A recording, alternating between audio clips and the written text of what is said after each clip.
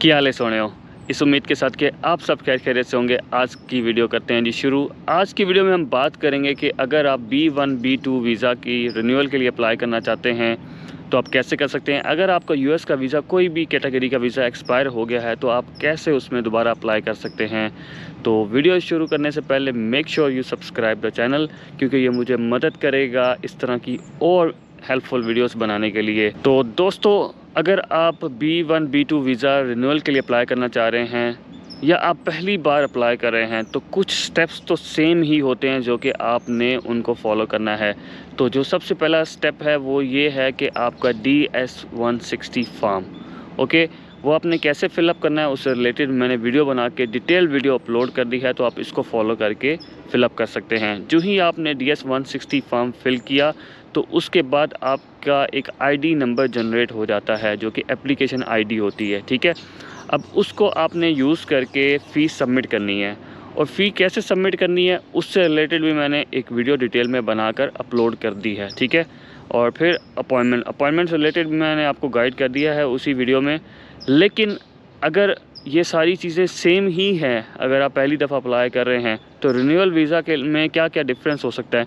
तो दोस्तों, जो डिफरेंस आता है वो आता है जी जब आप फ़ीस सबमिट कर लेते हैं और आपकी यूज़र आईडी जनरेट हो जाती है, या उसको MRV आईडी भी कहते हैं।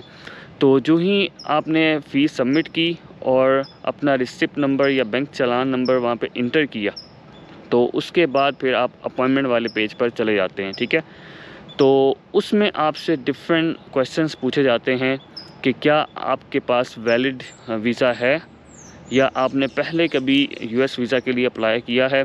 तो जो भी इस तरह के क्वेश्चंस होंगे आपने उनका आंसर अपनी सिचुएशन के हिसाब से देना है कि अगर आपके पास अभी वैलिड वीज़ा मौजूद है लेकिन आप उसको एक्सटेंड करना चाहते हैं, रिन्यू करवाना चाहते हैं, तो आपने उनके आंसर्स केयरफुली दे देने हैं।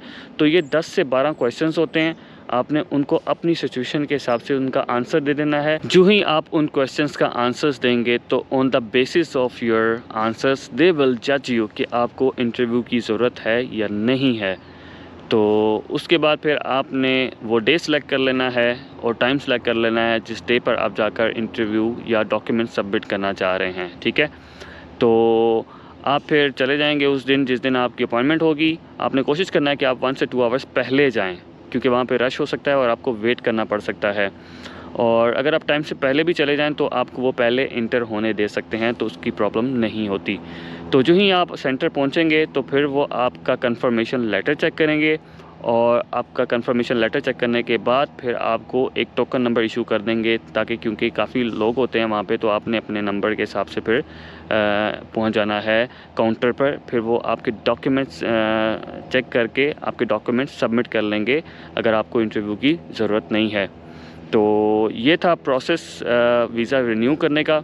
उम्मीद है दोस्तों ये वीडियो आपको पसंद आई हुई होगी। तो मेक श्योर कि आप चैनल को सब्सक्राइब कर दें, press the bell icon for more updates, notification on करना ना भूलेगा। लेकिन इसके अलावा भी अगर आपको किसी इन्फॉर्मेशन की ज़रूरत हो तो आप कमेंट्स के थ्रू मुझसे पूछ सकते हैं। I will try to get back you as soon as possible. तो दोस्तों, अब मैं निकलता हूँ इस उम्मीद के साथ कि आप अपना और अपने इर्द गिर्द लोगों का बहुत ख्याल रखेंगे। कनेक्ट उस्मान।